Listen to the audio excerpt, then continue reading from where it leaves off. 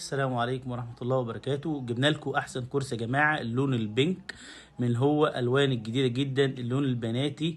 الكرسي من أجود الخامات وأحسن الخامات طبعا.